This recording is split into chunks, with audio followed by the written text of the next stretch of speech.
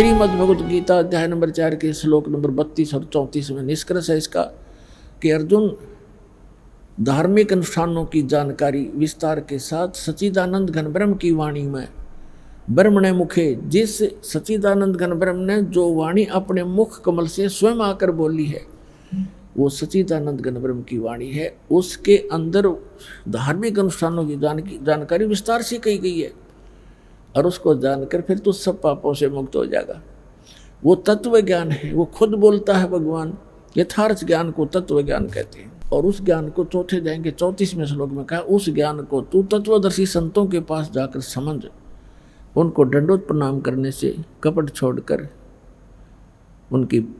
उनसे प्रार्थना करने से, प्रसन्न करने से वो तत्वदर्शी संत तुझे उस तत्व ज्ञान का प्रचार करेंगे, उपदेश करेंगे।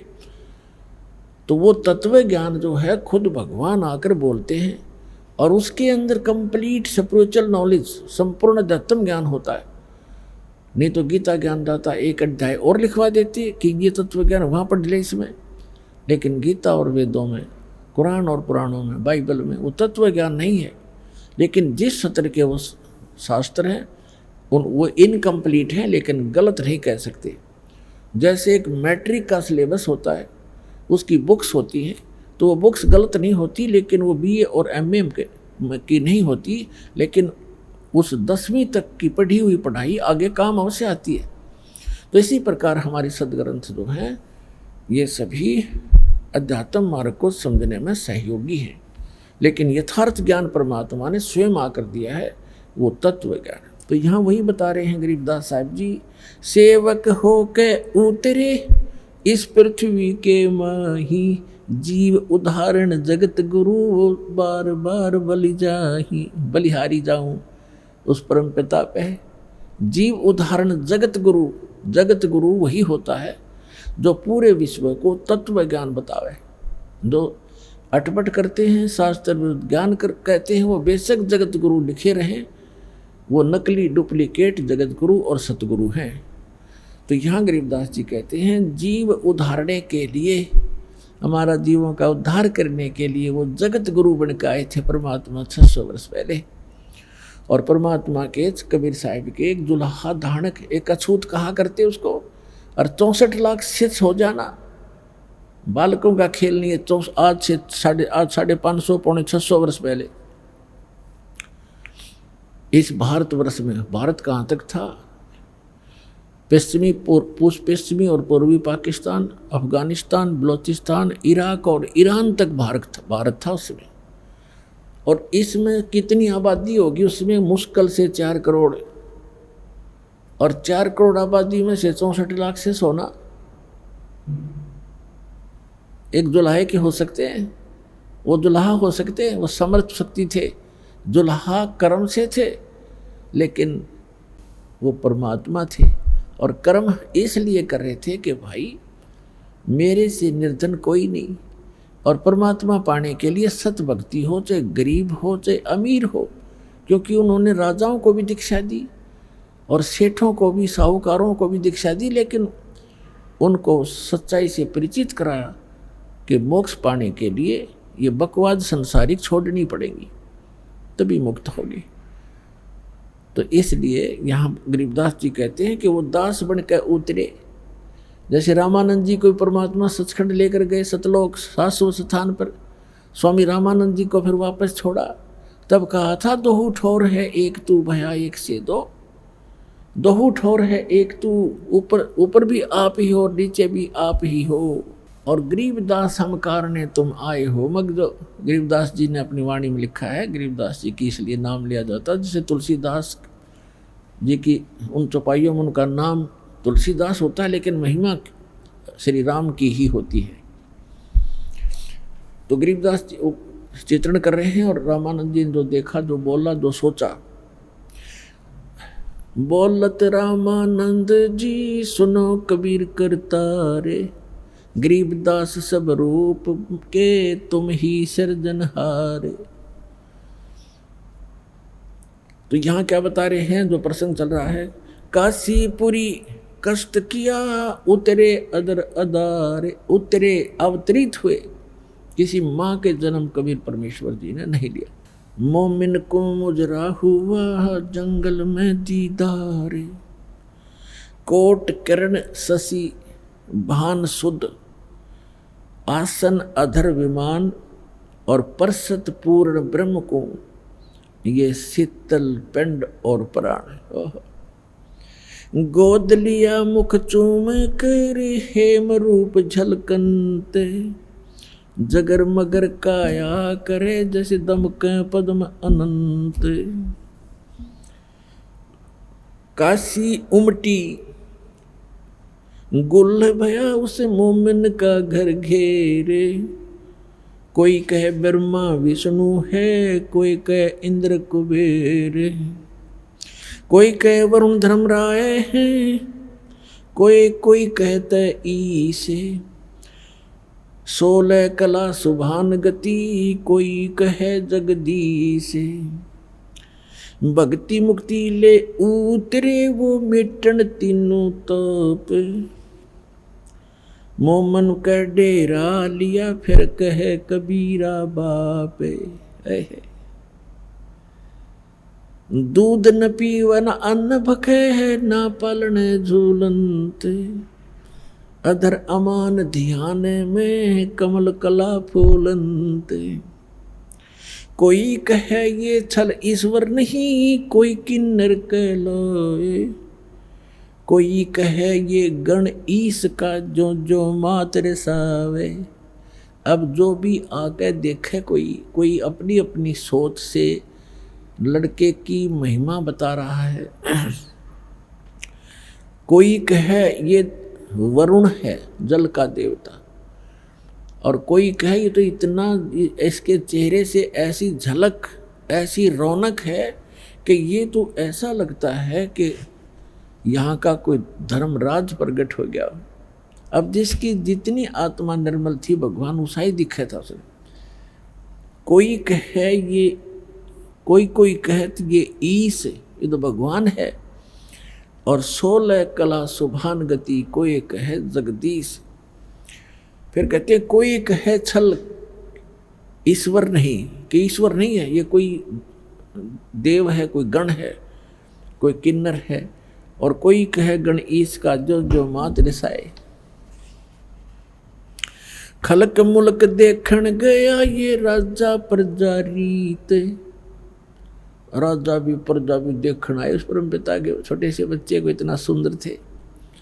जम्बू दीप जिहान में वो उतरे शब्द अतीत, इस जम्बू दीप में, इस अपने भारतवर्ष के अंदर वो परमात्मा अवतरित हुए, शब्द रूपी उतरे अविनाशी रूप में। दुनी कहे यो देव है, और देव कहते हैं ईश, ईश कहे पर ब्रह्म है, ये पूर्ण विश्वे बीस। अब दुनिया का यो देवता दिखे, और देवता कहते हैं ऊपर से कि नहीं ये तो भगवान है। वो किसने भगवान माने हैं? विष्णु जी को देवता, और विष्णु जी कहते हैं नहीं ये तो पूर्ण ब्रह्म है, विश्वे बीस, पार ब्रह्म है, पूर्ण विश्वे बीस, इसमें कोई शक नहीं। अब फिर क्या बताते हैं? भक्ति मुक्ति ले उतरे, ओए होए, जैसे ऋग्वेद मंडल नंबर 9 सूक्त 95 के मंत्र 2 में कहा कि वो परमात्मा आके और घूमता फिरता है, चलता फिरता है, एक कवि की तरह आचरण करता हुआ। ऋग्वेद मंडल नंबर 9 सूक्त 94 के मंत्र 1 और मंडल 9 सूक्त 95 के मंत्र 2 का सारांश है कि वो परमात्मा, इसका सारांश है कि वो परमात्मा कवियों की तरह आचरण करता है, अपने मुख से अपनी वाणी से बोल बोल के ज्ञान सुनाता है, और वो ऐसे गूढ़ मंत्रों को, गुप्त मंत्रों को प्रकट करता है। तो यहाँ गुप्त ज्ञान को और गुप्त मंत्रों को प्रकट करता है। जैसे कबीर साहब ने कहा कि सोहम शब्द हम जग में लाए, और सार शब्द हमने गुप्त छपाए।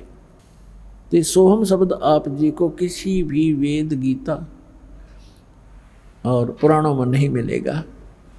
ये परमात्मा ने आके प्रकट किया। सार नाम अभी तक कति डिस्क्लोज नहीं कर रखा था। सोम तो बहुत से लोग, ये संत भी लागे अनअधिकारी होते हुए भी मंत्र देते रहते हैं। ये है यो, इस मंत्र को ये देने के अधिकारी भी नहीं, इस दास के अतिरिक्त विश्व में नहीं कोई। और वो सारनाम है, वो तो इनका हवा भी नहीं लगन दी दाता ने, वो दास के पास है। इस कंप्लीट कोर्स से ही ट्रीटमेंट होगा।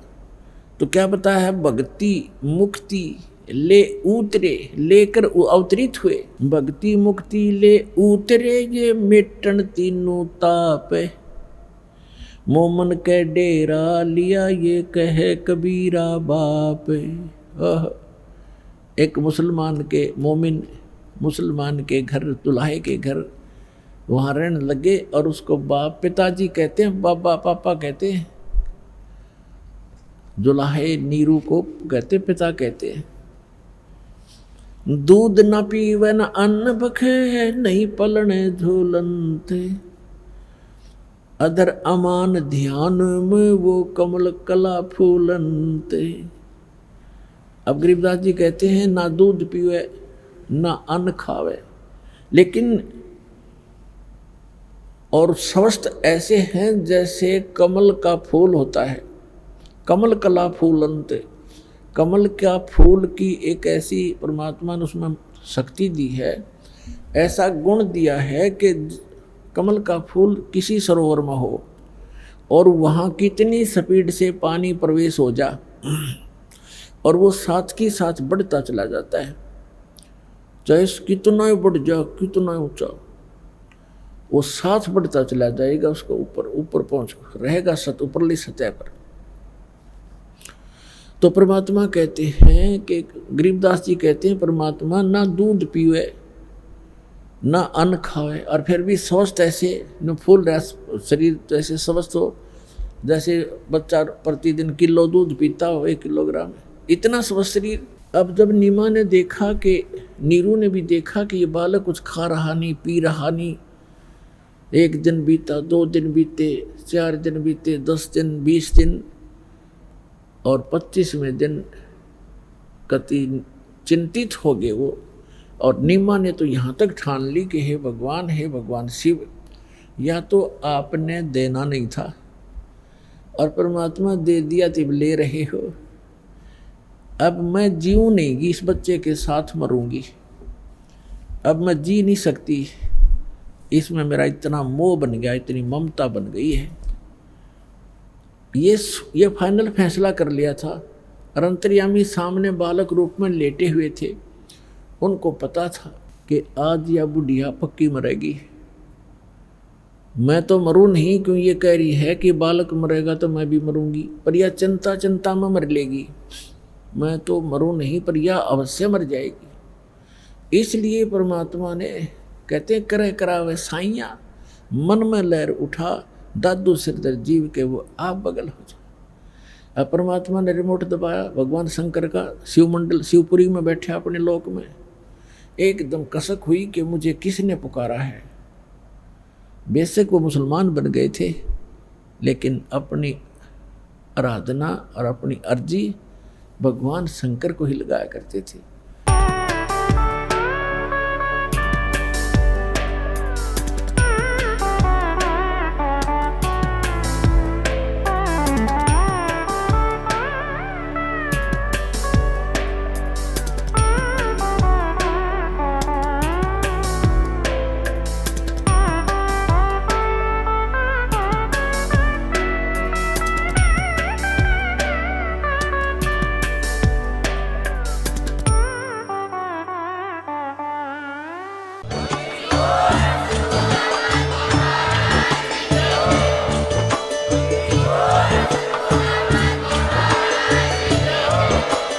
आप सुन रहे थे जगत गुरु तत्वदर्शी संत रामपाल जी महाराज जी के मंगल प्रवचन। अधिक जानकारी के लिए विजिट कीजिए हमारी वेबसाइट www.jagatgururampalji.org। संत रामपाल जी महाराज जी के शुभ आशीर्वाद से पूरे विश्व भर में 500 से भी ज्यादा नाम दीक्षा केंद्र हैं, जिन पर संत रामपाल जी महाराज जी द्वारा ऑनलाइन निशुल्क नाम दीक्षा दी जा रही है। अपने नजदीकी नाम दीक्षा केंद्र का पता करने के लिए संपर्क करें 222880541।